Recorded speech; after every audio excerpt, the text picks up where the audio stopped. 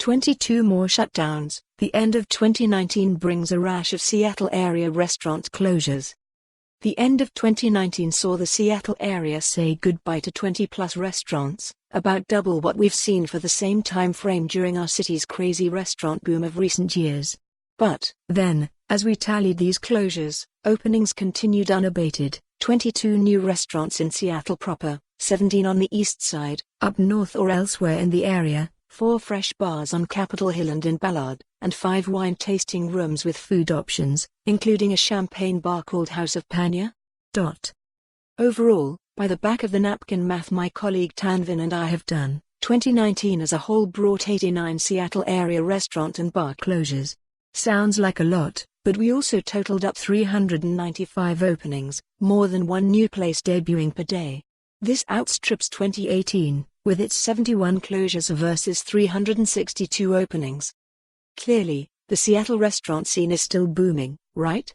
Even this spike of shutdowns makes some sense. If you're going to get out of the industry, before January 1st is a good time to do it, otherwise, you're into another tax year. But in about the same amount of time at the end of 2018, there were just 4 not-so-happy New Year closures. Nerves and bottom lines are fraying. Is the $15 minimum wage killing Seattle restaurants? Short answer, no. But according to many chefs and restaurateurs, it's a complicated and scary scenario moving into the future, and both big-name and smaller-time owners are closing up shop. Here's a look at the myriad factors and fears driving the current Seattle area restaurant industry. And here's the rundown on the end-of-the-year farewells. Sitka and Spruce on Capitol Hill. Chef Matt Dillon started out in 2006 in a tiny Eastlake strip mall space, and the anti-fanciness combined with Dillon's culinary skill and devotion to Pacific Northwest ingredients to produce magic. Sitka and Spruce moved to bigger digs in Melrose Market in 2010, where costs, particularly, he says, those associated with the lease, ballooned so far that the math just doesn't work. New Year's Eve was Sitka's goodbye. Dillon's Bar Ferdinand, also on Capitol Hill, remains open.